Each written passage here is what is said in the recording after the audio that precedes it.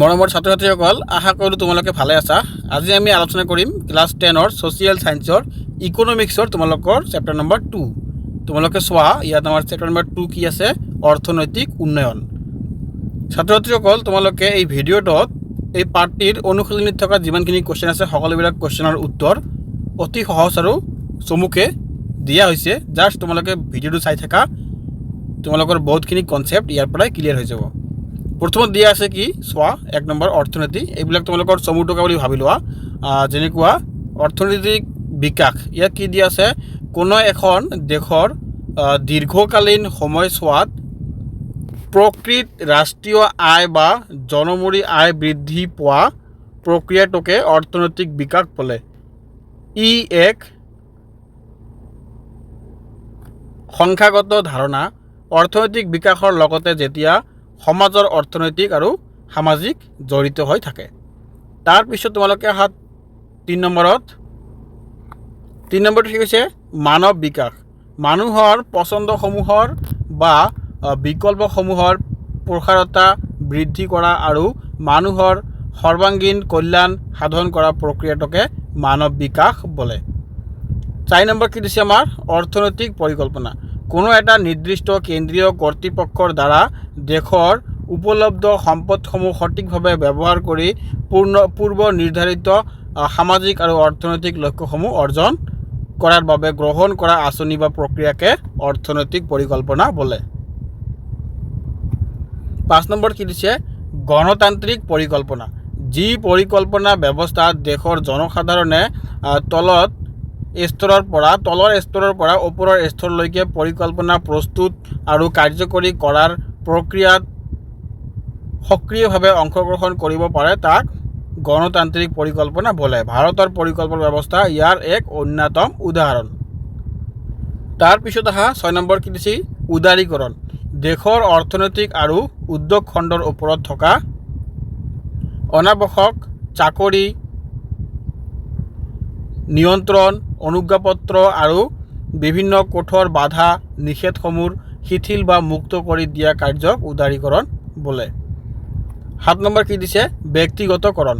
ৰাজহুৱা খণ্ডৰ উদ্যোগ বা সম্পত্তিৰ মালিকীস্বত্ব পৰিচালনা আৰু নিয়ন্ত্ৰণ আংশিক বা সম্পূৰ্ণৰূপে ব্যক্তিগত খণ্ডৰ হাতলৈ হস্তান্তৰ কৰা প্ৰক্ৰিয়াটোক ব্যক্তিগতকৰণ বোলে।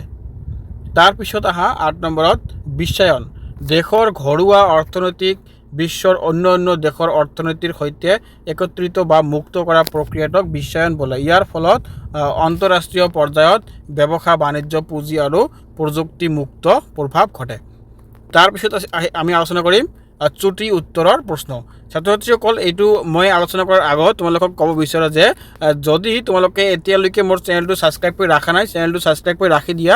তোমালোকে এনেকুৱা ধৰণৰ ভিডিঅ' পাই থাকিবা সকলোবিলাক ছাবজেক্টৰে। আৰু মই পৰীক্ষাৰ আগত বহুতখিনি কমন কুৱেশ্যন দি দিওঁ, তোমালোকৰ এক্সামৰ কাৰণে খুবেই সুবিধা হ'ব। এতিয়া আমি আলোচনা কৰিম ইয়াৰ প্ৰশ্ন উত্তৰখিনি। যেনেকুৱা 1 নম্বৰত কি দিয়া আছে? অৰ্থনৈতিক বিকাশ আৰু অৰ্থনৈতিক উন্নয়নৰ দুটা প্ৰধান পাৰ্থক্য উল্লেখ কৰা। ইয়াত ক নম্বৰত কি দিয়া আছে আমাৰ? অৰ্থনৈতিক বিকাশ কেৱল উৎপাদন বা ৰাষ্ট্ৰীয় আয়ৰ সংখ্যাগত বৃদ্ধিক বুজায়, আনহাতে অৰ্থনৈতিক উন্নয়নে আয় বৃদ্ধিৰ লগতে সমাজৰ গুণগত আৰু গাঁথনিগত ইতিবাচক পৰিৱৰ্তনক বুজায়। খ নম্বৰত কি দিছে চোৱা, অৰ্থনৈতিক বিকাশ হ'ল এক সংকীৰ্ণ বা একমাত্ৰিক ধাৰণা, কিন্তু অৰ্থনৈতিক উন্নয়ন হ'ব এক ব্যাপক আৰু বহুমাত্ৰিক ধাৰণা। 2 নম্বৰত কি দি আছে? মানৱ উন্নয়নৰ 3টা সূচক কি কি?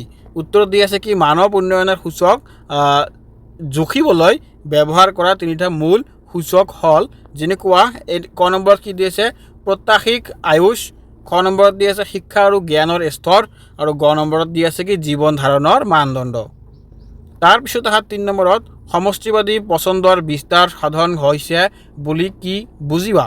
ইয়াৰ উত্তৰত চোৱা কি দিছে? সমষ্টিগত পচন্দৰ বিস্তাৰ সাধন হোৱা মানে হ'ল সমাজৰ প্ৰতিজন ব্যক্তিয়ে যাতে শিক্ষা, স্বাস্থ্য, উন্নত জীৱন ধাৰণৰ নিয়ন্ত্ৰণ আৰু ৰাজনৈতিক স্বাধীনতাৰ দৰে গুৰুত্বপূৰ্ণ দিশবোৰত নিজৰ ইচ্ছা অনুসৰি সিদ্ধান্ত ল'বলৈ অধিক সুযোগ, সম্পদ আৰু বিকল্প লাভ কৰে। ই মানৱ কল্যাণৰ পৰিসৰ বৃদ্ধিৰ সূচায়। 4 নম্বৰত কি দিছে চোৱা তোমালোকে? নীতি আয়োগৰ সদস্যসকল কোন কোন? নীতি আয়োগৰ আমাৰ সদস্য কোন কোন আছে চোৱা। 1 নম্বৰত হ'ব অধ্যক্ষ, 2 নম্বৰত হ'ব উপ অধ্যক্ষ। অধ্যক্ষ মানে আমি ভাৰতৰ প্ৰধানমন্ত্ৰী হয়, আৰু উপ অধ্যক্ষ বুলি ক'লে তোমালোকে কি বুজিবা? প্ৰধানমন্ত্ৰীৰ দ্বাৰা নিযুক্ত এজন ব্যক্তি। তাৰপিছত মুখ্য কাৰ্যবাহী বিষয়া, প্ৰধানমন্ত্ৰীৰ দ্বাৰা এটা নিৰ্দিষ্ট কাৰ্যকালৰ বাবে নিযুক্ত প্ৰশাসনিক বিষয়া। তাৰপিছতো কি কোন হ'ব? পূৰ্ণকালীন সদস্য, তাৰপিছত খণ্ডকালীন সদস্য, তাৰপিছত কোন আছে?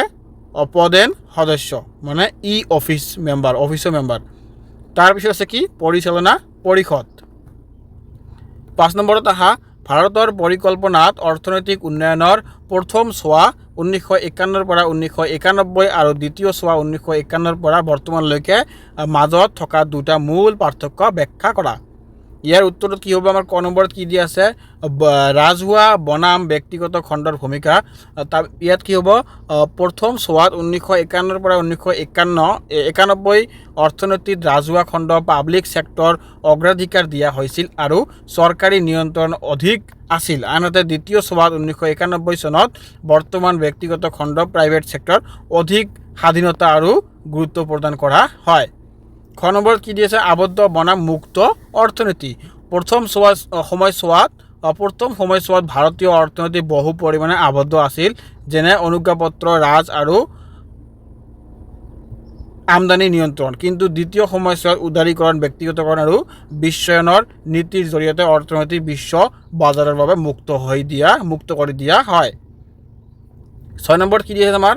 ভাৰতবৰ্ষত অৰ্থনৈতিক সংস্কাৰ প্ৰৱৰ্তনৰ 3টা মূল চমু ব্যাখ্যা কৰা। অৰ্থনৈতিক প্ৰৱৰ্তনৰ 3টা মূল কি আছে? 1 নম্বৰত দি আছে আমাৰ ক নম্বৰত? বৈদেশিক বিনিময় মুদ্ৰাৰ নাটনি। ভাৰতৰ বৈদেশিক মুদ্ৰাৰ সংৰক্ষিত ভঁৰাল ইমানে হ্ৰাস পাইছে যে মাত্ৰ 2 সপ্তাহৰ আৱশ্যকীয় আমদানিৰ বাবেহে ধন বাকী আছিল। খ নম্বৰত দিছে কি? পৰিষদ সঞ্চালনৰ সংকট। ভাৰতৰ আমদানিৰ খৰচ ৰপ্তানিৰ আয়তকৈ বহু বেছি হোৱাৰ বাবে দেশখনে গুৰুতৰ আন্তঃৰাষ্ট্ৰীয় ঋণৰ সংকট পৰিছিল। গ নম্বৰত কি দিছে? উচ্চ মুদ্ৰাস্ফীতি। দেশৰ অত্যাৱশ্যকীয় সামগ্ৰীৰ দাম অস্বাভাৱিকভাৱে বৃদ্ধি পাইছিল প্ৰায় 16%, যাৰ ফলত সাধাৰণ জনতা জৰুলা হৈ পৰিছিল। 7 নম্বৰত কি দি আছে আমাৰ কুৱেশ্যন? অৰ্থনৈতিক সংস্কাৰৰ 3টা সুফল উল্লেখ কৰা। ইয়াত সুফল কেইটা কি আছে? অৰ্থনৈতিক বৃদ্ধিৰ হাৰ বৃদ্ধি। সংস্কাৰৰ পিছত ভাৰতৰ মুঠ ঘৰুৱা উৎপাদন GDPৰ বৃদ্ধিৰ গতি পূৰ্বতকৈ বহু ক্ষীপ্ৰ হয়। খ নম্বৰত দিছে বৈদেশিক বিনিয়োগ বৃদ্ধি। উদাৰ নীতিৰ ফলত দেশলৈ প্ৰত্যক্ষ বৈদেশিক বিনিয়োগ আৰু বৈদেশিক মুদ্ৰাৰ আগমন লক্ষণীয়ভাৱে বৃদ্ধি পায়। আৰু গ নম্বৰ কি দিছে? গ্ৰাহকৰ বাবে সুবিধা আৰু আধুনিক প্ৰযুক্তি। বজাৰ প্ৰতিযোগিতামূলক হোৱাৰ বাবে গ্ৰাহকে উন্নত মানদণ্ডৰ সামগ্ৰী কম দামত লাভ কৰিবলৈ সক্ষম হয় আৰু দেশত তথ্য প্ৰযুক্তিৰ দৰে আধুনিক খণ্ডৰ দ্ৰুত বিকাশ ঘটে। 8 নম্বৰ কি দিছে? অৰ্থনৈতিক সংস্কাৰৰ প্ৰৱৰ্তনৰ ফলত সৃষ্টি হোৱা 2টা বিষয়ে চমুকৈ লিখা। আমাৰ ক নম্বৰত কি দিছে চোৱা তোমালোকে? কৃষি খণ্ডৰ অৱহেলা। অৰ্থনৈতিক সংস্কাৰত উদ্যোগ আৰু সেৱা খণ্ডক যিমান গুৰুত্ব দিয়া হ'ল, সেই তুলনাত কৃষি খণ্ড কিছু পৰিমাণে অৱহেলিত হৈ ৰৈ গ'ল, যাৰ ফলত গ্ৰাম্য উন্নতিৰ স্থিৰতা আহি পৰিল। খ নম্বৰত কি দিছে? অৰ্থনৈতিক বৈষম্যৰ বৃদ্ধি। সংস্কাৰৰ সুফলসমূহৰ সমাজৰ ধনী শ্ৰেণী আৰু চহৰীয়া অঞ্চলতে বেছিকৈ আবদ্ধ হৈ ৰৈ গ'ল। ইয়াৰ ফলত ধনী আৰু দুখীয়াৰ মাজত ব্যৱধান পূৰ্বতকৈ অধিক বৃদ্ধি পালে। এতিয়া তোমালোকে অহা ইম্পৰ্টেণ্ট কুৱেশ্যন, বহনক্ষম উন্নয়ন কি? এইটো খুবেই ইম্পৰ্টেণ্ট কুৱেশ্যন। ইয়াৰ উত্তৰটো চোৱা ভালকৈ। ভৱিষ্যত প্ৰজন্মৰ প্ৰয়োজনীয়তাসমূহৰ পূৰণ কৰাৰ ক্ষমতাক কোনো ধৰণৰ আঘাত নকৰাকৈ বৰ্তমান প্ৰজন্মৰ প্ৰয়োজনীয়তাসমূহ পূৰণ কৰিব পৰা উন্নয়ন প্ৰযুক্তিটোকে বহনক্ষম উন্নয়ন বা ছাষ্টেইনেবল ডেভেলপমেণ্ট বোলে। ইয়াত প্ৰাকৃতিক সম্পদ মিতব্যয়ী ব্যৱহাৰ আৰু পৰিৱেশ সুৰক্ষাক বিশেষ গুৰুত্ব দিয়া হয়। তাৰপিছত তোমালোকে আহা 10 নম্বৰত কি? সেউজ অৰ্থনীতি। এইটো খুবেই ইম্পৰ্টেণ্ট কুৱেশ্যন। সেউজ অৰ্থনীতিত কি কৈছে হোৱা তোমালোকে? সেউজ অৰ্থনীতি গ্ৰীণ ইকনমি হৈছে এনে এক অৰ্থনৈতিক ব্যৱস্থা যিয়ে মানুহৰ কল্যাণ আৰু সামাজিক সমতা বৃদ্ধি কৰাৰ লগতে পৰিৱেশৰ ক্ষতি প্ৰদূষণ আৰু কাৰ্বন নিৰ্গমন হ্ৰাস কৰাত সৰ্বাধিক গুৰুত্ব প্ৰদান কৰে। চমুকৈ ক'বলৈ গ'লে পৰিৱেশ অনুকূল অৰ্থনৈতিক প্ৰগতিয়ে হৈছে সেউজ অৰ্থনীতি। ছাত্ৰ ছাত্ৰীসকল, মোৰ ভিডিঅ'টো ইয়াতে সামৰণি মাৰিলোঁ। তোমালোকক যদি ভিডিঅ'টো ভাল লাগিছে বা গোটেইখিনি চাইছা, চেনেলটো ছাবস্ক্ৰাইব কৰি ৰাখিবা আৰু এনেকুৱা ধৰণৰ ভিডিঅ' তোমালোকে পাই থাকিবা। আজি মই ইয়াতে সামৰণি মাৰিলোঁ। আশা কৰোঁ তোমালোকৰ লগত মই নেক্সট ভিডিঅ'ত দেখা হ'ব। তোমালোকে যদি ছাবস্ক্ৰাইব কৰি ৰাখিছে তেনেহ'লে দেখা হ'ব অৱশ্যে।